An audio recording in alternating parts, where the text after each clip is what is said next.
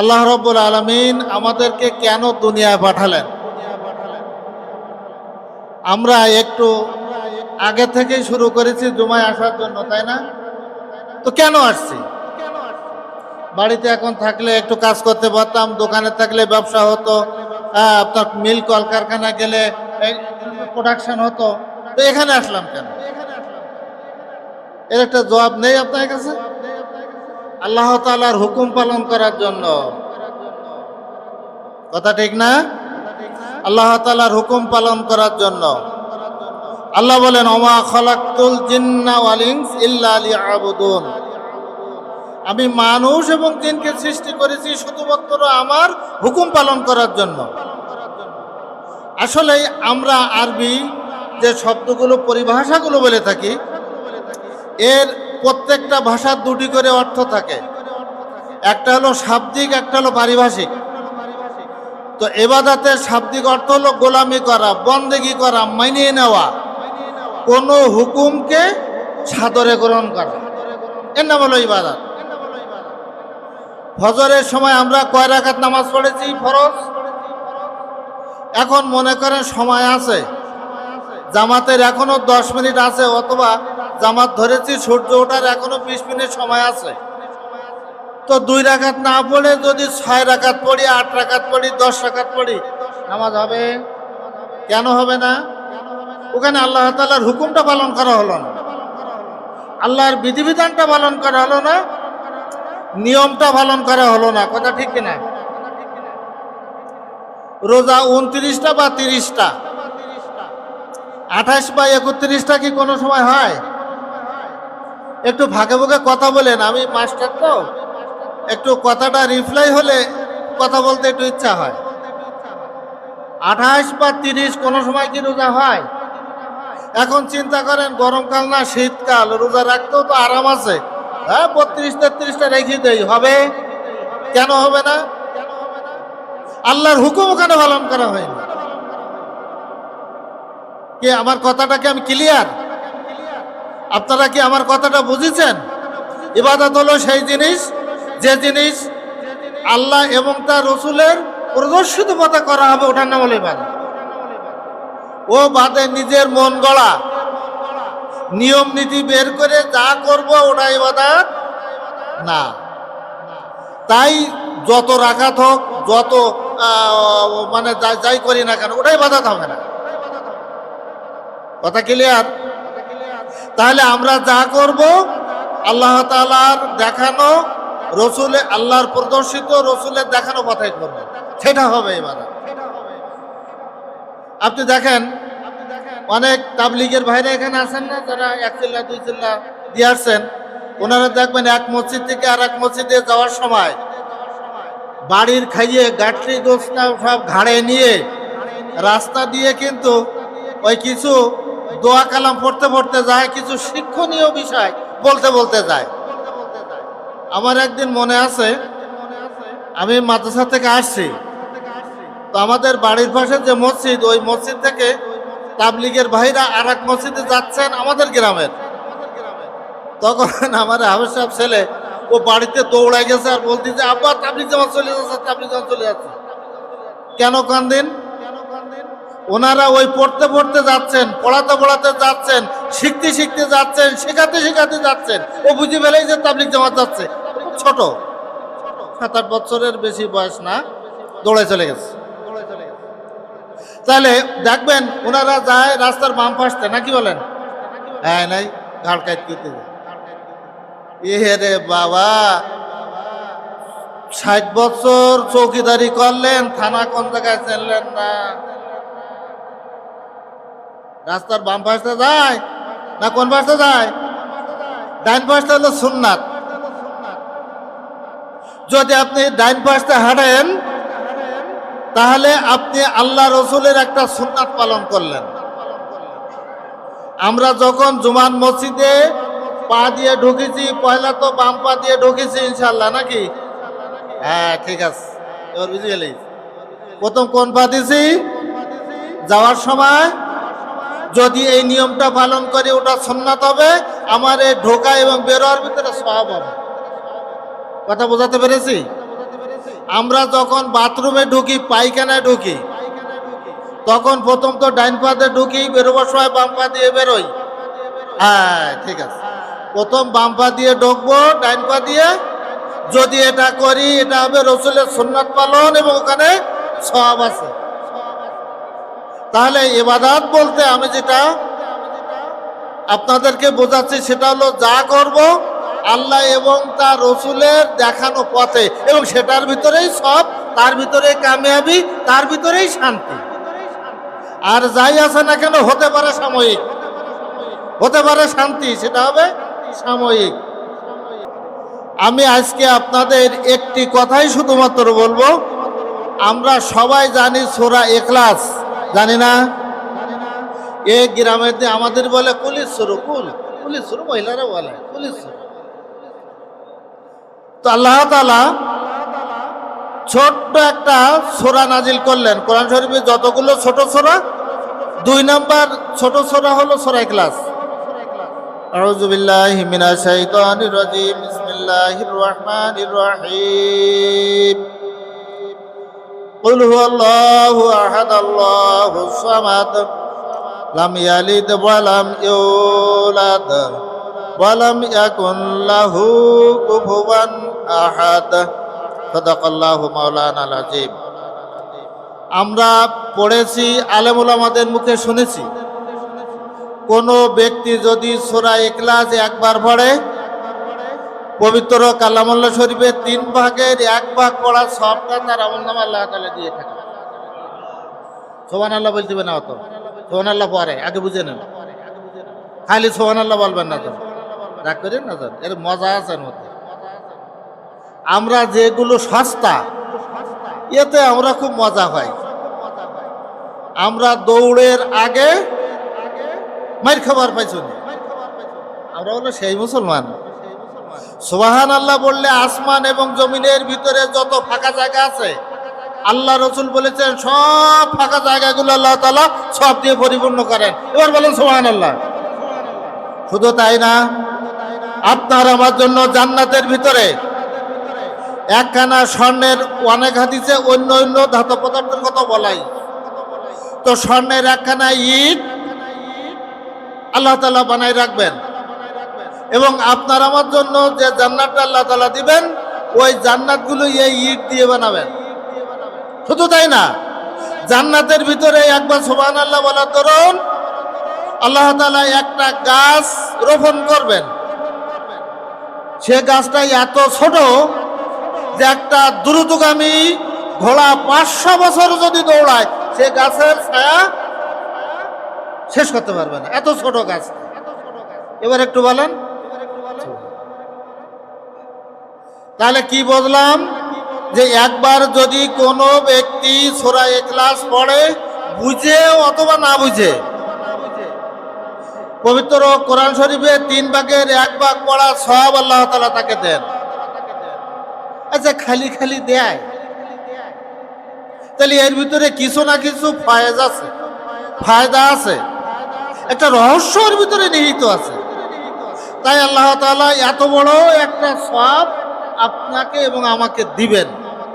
সেটা কি? পবিত্র কালামুল্লাহ শরীফের সমস্ত আলোচনাকে আল্লাহ তাআলা 3টি ভাগে ভাগ করেছেন। একটা হলো তাওহীদ, অর্থাৎ আল্লাহর একত্ববাদ। একটা হলো আখিরাত, আপনার আবার মৃত্যুর পরের ঘটনা। আর একটা হলো রিসালাত, সমস্ত নবী এবং রাসূল আল্লাহ তাআলা কি জন্য পাঠালেন। এই 3টি জিনিস সমস্ত কোরআন শরীফ মিলাইয়ে মুফাসসিরিন কিরামগণ এই 3টি ভাগে ভাগ করেছেন। তাওহীদ, আখিরাত, আর একটা কি জানি বললাম, রিসালাত। মাথায় ঠিক নেই আমাকে, কি বলেন? কচুরমুখী খেয়ে বেরেন আর কত ভালো হবে। বেরেন ওয়াশ করেন, ঠিক করেন, বেরেনটা দিনের দিকে নিয়ে আসেন। রাত দিন ভোর দিন আবল তাবল চিন্তা ভাবনা না করে, আবল তাবল না শুনে, কি আমি বলতে চাচ্ছি না, আমার চেয়ে আপনারা ভালো জানেন, না শুনে একটু রাস্তা দিয়ে হাঁটবেন, সূরা ইখলাস পড়তে পড়তে হাঁটেন। আপনার বাড়ি 1 তলা 2 তলা 5 তলা, যখন উঠবেন সুবহানাল্লাহ সুবহানাল্লাহ পড়তে পড়তে সিঁড়িতে পা দিবেন। যখন নামবেন আল্লাহু আকবার, আল্লাহু আকবার, আল্লাহু আকবার, আল্লাহু আকবার বলতে বলতে আসবেন। আপনার সওয়াব হবে না? কি বলেন? সওয়াব হবে না? তাহলে এইগুলো দুনিয়া কিছু কিছু আপনার আমল আছে যেগুলো কিয়ামতের দিন আল্লাহ তাআলার কাছে দেখা যাবে বিশাল। আল্লাহ তাআলা বিশাল নেকি যখন আপনার আমার সামনে হাজির করবেন, আমরা অবাক হয়ে যাবো, আল্লাহ এই নেকির কাজ তো আমি করি নাই, এ কি কোনে ফেলে। আমরা শুনেছি না পৃথিবীর এমন কোন কিতাব বা বই পুস্তক আছে যে বই পড়ার সাথে সাথে সওয়াব হতে থাকে? আছে? সারা রাত ধরে আপনি একটা গরুর রচনা মুখস্থ করলেন, সকালবেলা কোনো সওয়াব আছে ওতে? আমি নিষেধ করতেছি না, উদাহরণস্বরূপ বলছি। কিন্তু আপনি যখন শুইবেন আল্লাহুম্মা বিইসমিকা আমুতু আহইয়া পড়ার পরে সূরা ইখলাস 3 বার পড়েন, সূরা ফাতিহা একবার পড়েন, 11 বার দুরূদ শরীফ পড়েন, আয়াতুল কুরসি পড়েন, শোলেন। ফজরে ওঠার আগ পর্যন্ত ডাইন পেটের ফেরেশতা আপনার আমলনামায় সওয়াব লিখতে থাকবে। কথা বোঝাতে পেরেছি? তাহলে সূরা কোরআন শরীফের একটা অক্ষর যখন আপনি আমি উচ্চারণ করতেছি সাথে সাথে 10টা করে নেকি। আল্লাহ তাআলা যদি ইচ্ছা করেন বৃদ্ধি করে 70 পর্যন্ত নিয়ে যেতে পারেন, তবে নিচেরটা হলো 10। তাহলে রাস্তা দিয়ে হাঁটলাম, দোয়া কালাম যা মুখস্থ আছে পড়তে পড়তে হাঁটলাম, মুখস্থ সূরাগুলো পড়তে পড়তে হাঁটলাম, লস না লাভ? এইবার আসেন, কাফেরেরা আল্লাহ রসুলের কাছে প্রশ্ন করলো, আল্লাহ রসুল তুমি যে আল্লাহর ইবাদত করতে বলতেছো, যে আল্লাহর পরিচয়টা আমাদের সামনে তুলে ধরতে চাও, যে আল্লাহর এত গুণগান করতে চাও, তা আল্লাহর একটু বংশ পরিচয়, ছেলে মেয়ে এগুলো সম্পর্কে একটু বলবা না আমাদের? তা নাহলে আমরা কোন আল্লাহর মানব? আল্লাহ তাআলার কাছে সাথে সাথে আল্লাহ রসুল বলেন, আল্লাহ এই প্রশ্নের জবাব তুমি দিয়ে দাও। আল্লাহ তাআলা সূরা ইখলাস নাজিল করে দিলেন। পৃথিবীর যত ভাষা আছে, যত ধর্ম আছে, সেই ধর্মের ভিতরে দেখবেন আপনার খ্রিস্টানদের, ওরা ইংরেজিতে ওদের যে সৃষ্টিকর্তা যারা মানে তার ইংরেজি বলে গড। কথা ঠিক না? আমি তো ইংরেজি অত জানি না, ভুল গেলে আমাকে একটু রিপ্লাই করেন, বলে দিয়ে। সাথে সাথে ওর স্ত্রীলিঙ্গ একটা শব্দ তারা বলে থাকে, কি বলেন দিন? গডেস। যারা শিক্ষিত ভাই আছেন আমার কথাগুলো মিলাই নেবেন। গড বললে কি বলে? গডেস বলে। অর্থাৎ মহিলা সৃষ্টিকর্তা আরেকজন আছে ওদের, মানে তার স্ত্রী। এইবার আসেন হিন্দু ধর্মের ভিতরে, তারা কি বলে জানি? ভগবান। সাথে সাথে ওর একটা স্ত্রীলিঙ্গের শব্দ আছে, বলেন তো কি? ভগবতী। Thank you. এবার আসেন আমার আল্লাহর কাছে, বাংলায় বলেন, ইংরেজিতে বলেন, আরবিতে বলেন, ফার্সিতে বলেন, যে ভাষা বলেন না কেন, আল্লাহ তো কি শব্দ? ওই আল্লাহ। আরবিতে আল্লাহ, বাংলায় আল্লাহ, ইংরেজিতে আল্লাহ, উর্দুতে আল্লাহ, ফার্সিতে আল্লাহ, যে ভাষা যাবেন সেই ভাষায় কি? আল্লাহ। এইবার আসেন ভগবানের ভ বাদ দিলাম, ভ, ওর কোনো অর্থ হয়? গোবান। আচ্ছা গও বাদ দিলাম, তাহলে দেখলো বান। বান মানে গরুর দুধ যার ভিতরে থাকে আমরা বান বলে থাকি। আচ্ছা বা বাদ দিলাম, থাকলো কি? নো। নো মানে কি? নাথিং। নো মানে কি? এইবার আসেন আমার আল্লাহ, আল্লাহ বাদ দেন, থাকে লিল্লাহ। লিল্লাহি মা ফিস সামাওয়াতি ওয়া মা ফিল আরদ। হইল না? হইল না? এবার পয়লা লাম বাদ দেন, থাকলো লাহু। লাহু মা ফিস সামাওয়াতি ওয়া মা ফিল আরদ। হলো কিনা? এবার ওয়ালাম বাদ দেন, থাকলো হু। ওয়াল্লাহুল্লাযী লা ইলাহা ইল্লাহু। এবং প্রত্যেকটা শব্দের মানে আছে, বলতে গেলে সময় লাগবে। তাহলে আল্লাহর কোন দিক থেকে ঠকানো নাই। এইবার আল্লাহ তাআলা নাজিল করে দিলেন, হে আল্লাহ রাসূল, হে মুহাম্মদ, তুমি জাতিকে বলে দাও, কুল হুয়াল্লাহু আহাদ। হে নবী তুমি বলো, আমি আল্লাহ এক, একক। আমার কোনো ডাল ফলা ঠলা কিচ্ছু নাই, আমি একক। আল্লাহুস সামাদ, আমি অমুখাপেক্ষী, কারো কাছে আমার যাওয়া লাগে না। এই যে এই বছর এত বৃষ্টি, কত মানুষ দোয়া করতেছে আমাদের এলাকায়, যে দেখেন পাতাগুলো পচে যাচ্ছে। একবার দুইবারও অনেকের ফেলানো হয়েছে, জমি রোয়ার মতো সুযোগ এখনো হয়নি।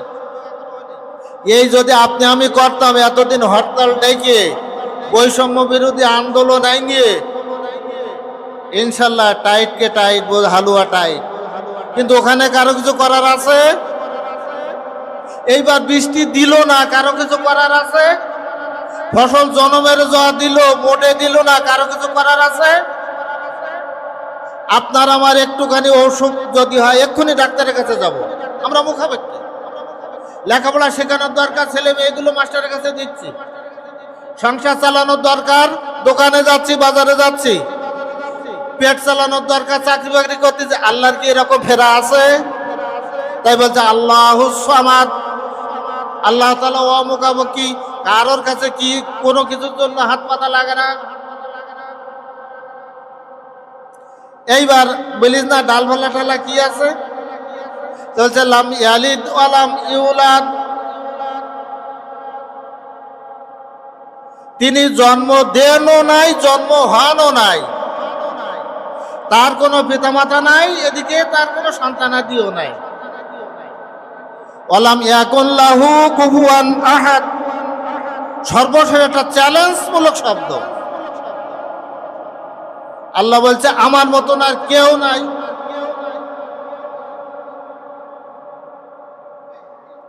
কুফু মানে সমকক্ষ, কুফু বলে আমার সমকক্ষ কেউ নাই, আমার তুলনা কেউ নাই, আমার মতো কেউ নাই, আমার সাথে কারো খাটবে না, আমি আল্লাহ তো আল্লাহ। আমি কথা বোঝাতে পারছি? তাহলে 3 ভাগের 1 ভাগ সব কেন হয় দেখেছেন? টোটাল আল্লাহ তাআলার একটা পরিচয় আল্লাহ তাআলা ছোট্ট এক সূরাতে খুব সুন্দর করে উঠাই ধরেছেন। তো যাই হোক, আমাদের এই দুর্ভাগ্য কি জানেন, একটা দেরি কথা কয়ে যাই, হ্যাঁ মতো বলা যায় না। এখন কথা বলতেছি, আসরের আগে এলান হতে পারে ইমাম সাহেবের আব্বা আল্লাহ দরবারে চলে গেছে, হয় না এরকম? একটা দেরি কথা কয়ে যায়, এবং জীবনের সাথে মিলাই দেখবেন প্রত্যেকে আমার এই কথাটা মেলে কি না মেলে। আপনার আমার সন্তানাদি সকালবেলা প্রাইভেট পড়তে যায় নাই, ওর মারেও ধমকাইছি, ওরেও ভাত বন্ধ করে দিছি, কইছি মাস্টারেরও এ মাসে টাকা দেব না, এমন ঘটনা 2-1 দিন হইস না হয়েছে? বাজারে পাঠাইছেন, 500 টাকা হারাই ফেলাইছে, ধরে 2-1 চর সাপোর্ট দিয়েছেন, 2-1 জনের, সবাই না হতে পারে, 2-1 জনের জীবনের সাথে এরকম মিলতে পারে কি না পারে? পারে না। আজকের ফজরে যার সে মিলাই নেবেন বলেছি, আমাদের বলা লাগবে না। বুকে হাত দিয়ে বলেন আপনি নামাজ পড়েছেন, আপনার সন্তান শুয়েছিল, আপনি নামাজ পড়েছেন, আপনার স্ত্রী ঘুমন্ত ছিল, অথবা সবাই কয় মাপে নাক ডাকাইয়ে খেতামুড়ি দিয়ে ফ্যান কাটিয়ে শুয়েছেন। কোনদিন ওই সন্তানের কাছে, ওই স্ত্রীর কাছে একটু কৈফিয়ত দিয়েছেন যে বাবা কি মা কি প্রাণের স্ত্রী, ওঠো আল্লাহর রাস্তায় আল্লাহর কাজটাকে ছেড়ে নাও? এরকম খুব কম বলেছি, বরং অনেক সময় দেখি যে কোরআন উঠি তাহলে আমিও এরকম বহুত হয়েছে, ওরাও টের পেল না, আমারও টের পেল না, যাক একসাথে সকলি ঘুমাল। দয়া করে এই কাজগুলো করবেন না।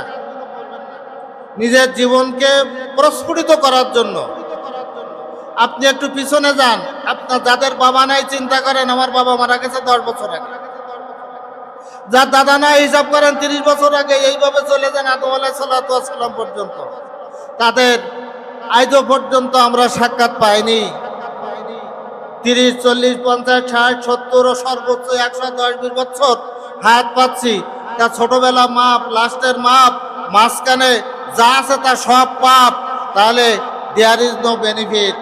সারা জীবন আইলাম আর গাইলাম, পাইলাম আর খাইলাম ভাবে, দেখলাম শুনলাম কিছু বুঝতে পারলাম না। এই বলেই আপনাদের কাছে দোয়া আছে।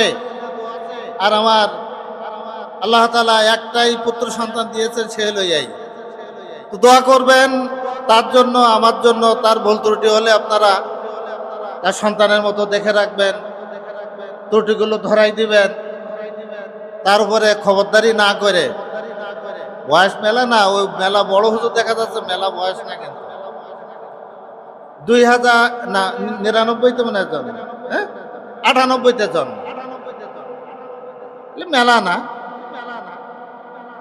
তো সেইভাবে আপনারা একটু দেখে রাখবেন, আমার জন্য দোয়া করবেন। আমিও অসুস্থ, আমার আব্বার জন্য দোয়া করবেন, তিনিও অসুস্থ। আল্লাহ যেন তার নেক হায়াত দান করেন, ইমানের সাথে।